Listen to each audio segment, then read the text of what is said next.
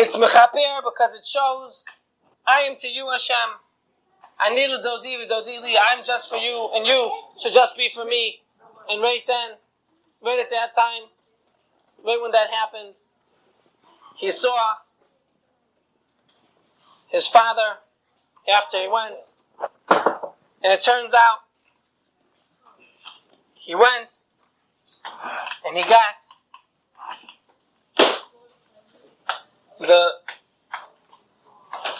the way, the directions to the mikveh. He went to the mikveh, and after he came to the mikveh, he learned Torah and said the whole Tehillim through the night. And as it came the day of his wedding, he was very nervous. He was sweating. He was shaking.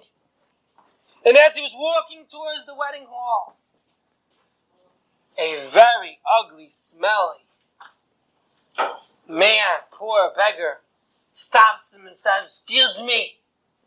And he looks at the guy and he's like, "Who are you? I never saw some." And he says, "Tonight, I want you to know that my friend's coming to your wedding at 12 o'clock. Be nice to him, okay?" And he says, Sure. What's the matter? Why'd you come? He says, "I can't come, but make sure my friend, be nice to him, okay?" And he says, "Okay, sure. No problem." Mazel tov. How'd you know it was my wedding? So he says, "Hello?" Turns around, the guy's not there. Oh, whatever, it's probably just somebody who knew that I'm a chatan. So he figured, I'll invite him, fine.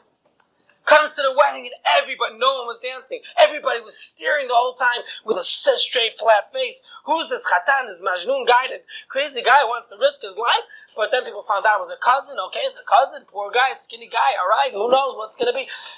The father and the mother were so terrified, they were so scared, that they even contacted the Chevra Kadisha already to make sure to reserve a plot in the Beit HaKvarot, Chas v'Shalom, but they were that worried.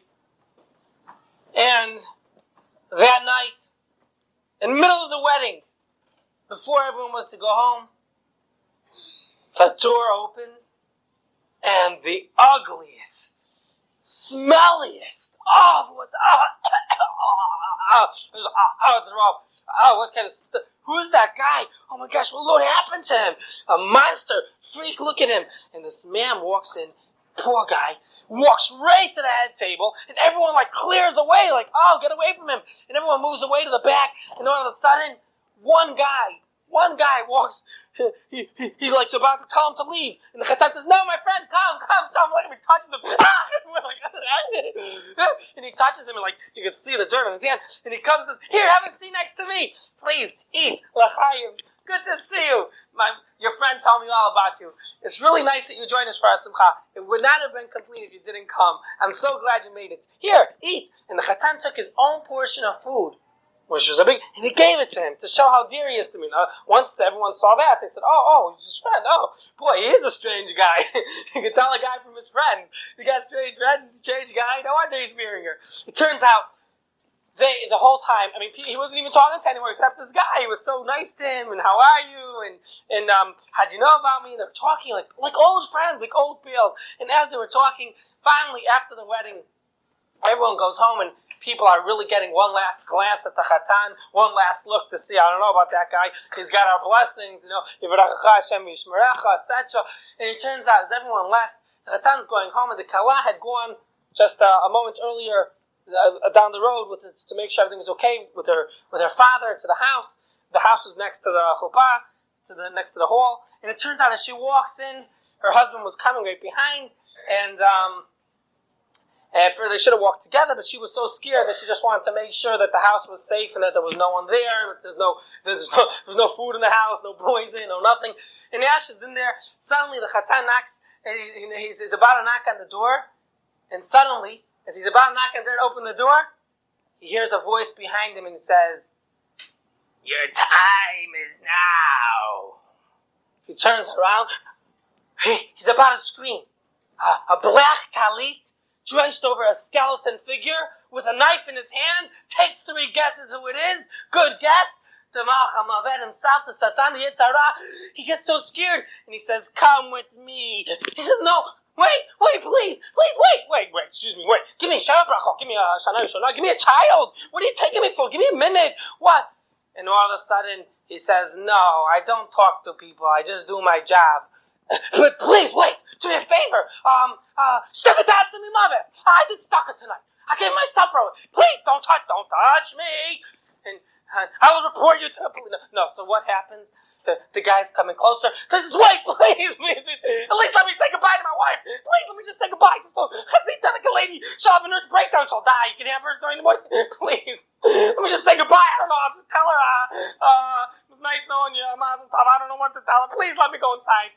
And he says, go inside. He runs inside his house. His face looks like he saw a ghost. Actually, he saw worse than a ghost. He walks in the room. The Kallah sees, why are you shaking?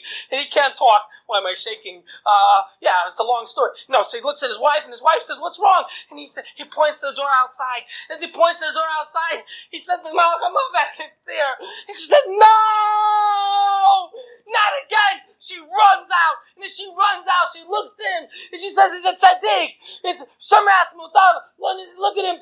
He should be protected. His Torah, look at his chesed. And right then, when she said chesed, that look at his chesed, that he took care of the poor at the wedding, they saw some kind of like foot come out of Shemayim, some kind of foot or something, that kicked the Malach HaMavis away. They were able to realize that yes, we were just saved from the clutches of the angel of death, something that almost, who could say he was? They finally got to the Mekubal and they asked him what happened, and he said, you know why it happened? Every wedding you had till now, you didn't have one poor person there. You didn't care for anyone. You wanted richness, elegance, your rich friends. What about the poor? What about those? When you give a poor person, that's a kapara. When you give them tzedakah, that's a kapara for you. Or each time of the previous weddings, you were such a rich man and you didn't have any poor people. That was a chil Hashem barabim. And that costed the lives of those men that didn't care for others. But this man, in the zechut of his Torah, that he was moser nefesh to help his father, and that he was traveling to help his father, to do chesed for his father. What was the chesed for his father he was trying to do?